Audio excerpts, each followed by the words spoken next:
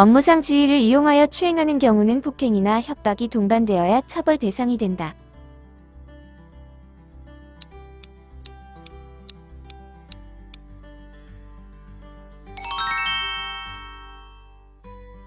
일반적인 강제추행은 형법 제298조에 의해 10년 이하의 징역 또는 1,500만 원 이하의 벌금에 처하게 됩니다.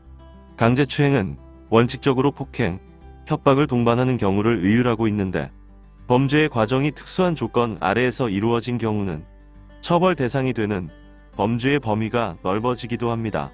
업무상 지위를 이용하여 추행을 하는 경우는 폭행 또는 협박을 사용하지 않았더라도 처벌 대상이 될 수 있습니다. 성폭력처벌법 제10조가 3년 이하의 징역으로 형법상의 10년 이하 징역보다 형량이 적은 것처럼 보이더라도 형법은 폭행 또는 협박을 동원하여 강제추행을 하는 경우에 적용되는 반면 성폭력처벌법 제10조의 업무상 지위를 이용한 강제추행은 폭행이나 협박을 사용하지 않고 위력 등 폭행에 이르지 않는 방법으로 추행을 한 경우에도 처벌하도록 규정한 것입니다.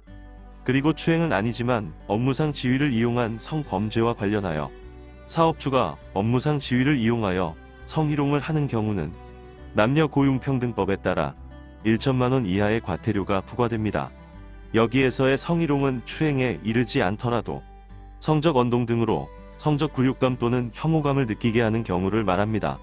즉, 업무상 지위를 이용한 경우는 신체적 접촉이 동반되는 추행을 하지 않았더라도 성적 굴욕감을 주는 성희롱의 경우 과태료 처분을 받게 되는 것입니다. 지하철 등 밀집 장소에서의 추행죄는 폭행이나 협박이 동반되어야 처벌 대상이 된다.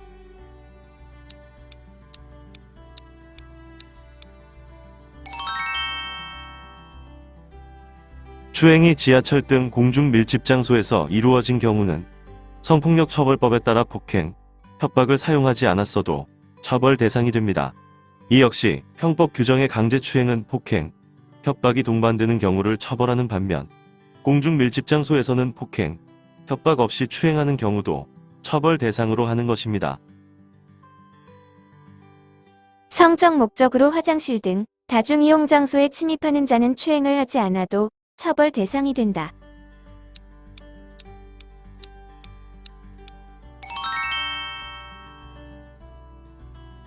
화장실 등 다중이용 장소에 침입한 경우 등은 추행이 없었더라도 성적 목적으로 해당 장소에 들어가는 행위만으로도 처벌 대상이 됩니다. 성적 목적이 전제되어야 하나 이성의 화장실, 목욕장 등에 침입하였다면 성적 목적에 의한 것임은 충분히 인정될 수 있습니다.